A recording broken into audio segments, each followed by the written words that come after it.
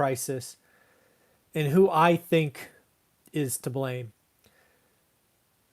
I think it's probably no surprise to anyone watching this channel that we have some scary, scary numbers being reported by the media. Somewhere between 10 and 30 million people are supposed to be at risk of eviction. No matter what the number is, it's scary. But let's have a conversation about where the blame belongs. I believe a lot of the hatred and issues out there are misplaced. And I think we should talk about it. So let's first talk about it because I think there is clear blame to be had for this eviction crisis. And again, I think it's not being placed where it should be. And really, there's three areas where this eviction crisis is. It could be on the tenant, it could be on the landlord, or it could be on the government. So let's just go through each one of them in general. I'd love to hear your feedback. And of course, we're going to start with the tenant. Is the tenant at fault? Absolutely not. At least in most cases. There are, of course, bad tenants who are doing bad things, and yes, they should be evicted. But that's not the group we're talking about today. We are talking about hardworking Americans who have been told through no fault of their own to stay home. You know, we were supposed to be on a 15 or 21 day lockdown, and now it's 9 months later. And if you're in the state of California, it feels like it never ended. You know, we have over 10 million jobs that have been lost and haven't come back. The unemployment rate reported at 6.7% is a freaking joke. U3 at 6.7 is wrong. U6, more close to 15%. Lots of pain there.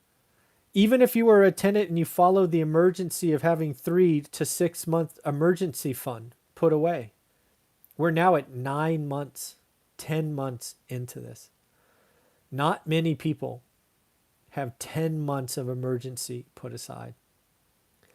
I don't believe the tenants deserve 0% of the blame or pain or whatever you want to call it for this crisis. No fault of their own. Again, fully admit there's a small percentage of tenants who are bad actors that need to be evicted for other reasons. But loss of job, being told your job's not essential, getting sick, having to stay home and watch your kids because schools are shut down. None of this is on the tenants. It is a true tragedy. Now, landlords. Landlords are in an interesting spot. They are first often targeted with just hateful vigor, which for the most part is not very well warranted. Just like there are some bad actors in the tenant community, there are absolutely some bad actors in the landlord community. Some true slumlords, some true evil characters. But I would argue it's the same percentage as evil and mean tenants. There are exceptions in either camp. Landlords have been dealt a raw hand. Did you know that landlords have had to pay property taxes twice in this shutdown? Yes, many governments have said, don't have to pay rent, don't do this, don't do that. But landlords, you owe us taxes. And if you don't pay us, we are going to add ridiculous interest rates. So pay up. Classic, do as I say, not as I do. Landlords are getting it. Landlords have debt with banks. Landlords have repairs that need to be made. They have utilities. They have insurance. There are so many things that landlords are being asked to pay for. And they should, but they budget for those. They plan for it. Did you know that most landlords run on a skinny margin of about 5 to 8%? So if rent collections are down, if rent collections or vacancies are up, they're losing money. Just like the tenants who are asked to put 6 months away in reserves, we're now at 10 months. Landlords have reserves as well. But there are examples of tenants who haven't paid since March. And again, that landlord has had 10 months of mortgage payments. They've had two significant property tax bills due and payable.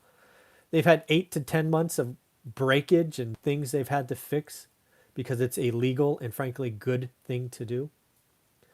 Landlords have gotten zero love. Tenants have gotten some, they've been taken care of. But man, landlords, they've got nothing.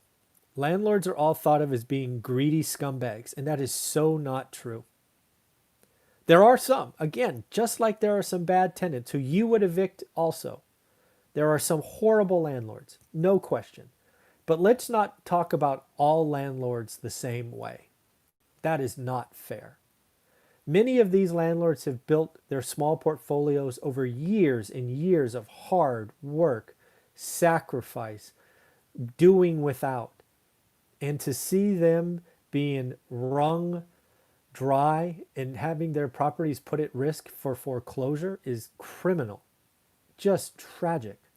There are people who built generational portfolios and been doing great things for years. They will lose their properties through no fault of their own because they're not getting any help. And that leaves government. Government deserves 100% of the blame. I fully support the right to do the lockdowns if that's desired, with one wrinkle. If the local government decides to go that way, they must replace everyone's income. Must replace everyone's income. If you don't, what are you going to do?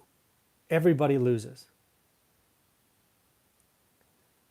It's this mindset of stay home, don't work, that is going to cause rise in crime, rise in homelessness, rise in just pain.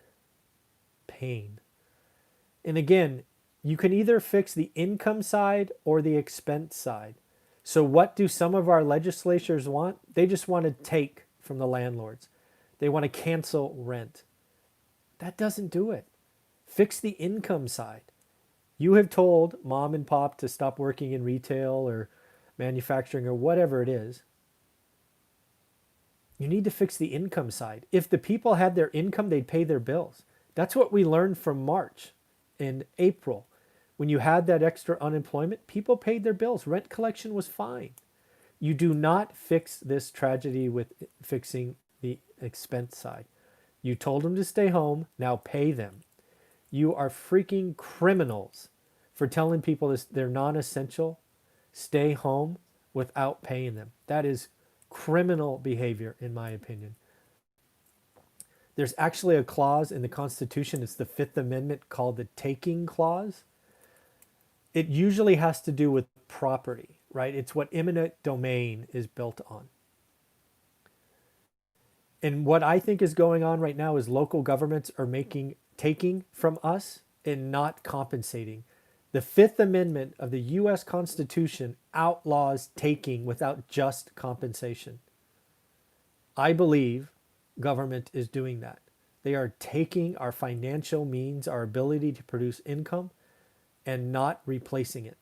That breaks the U.S. Constitution's Fifth Amendment. It's the final portion of the Fifth Amendment.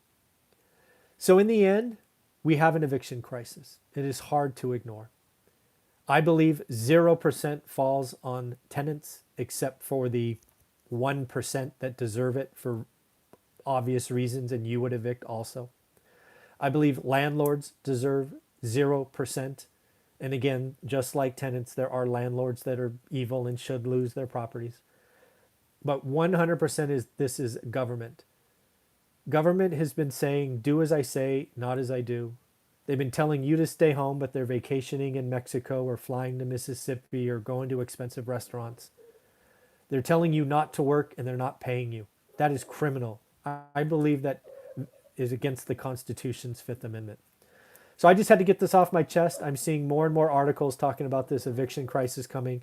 So government, you deserve it. Let me know what you think below. Have a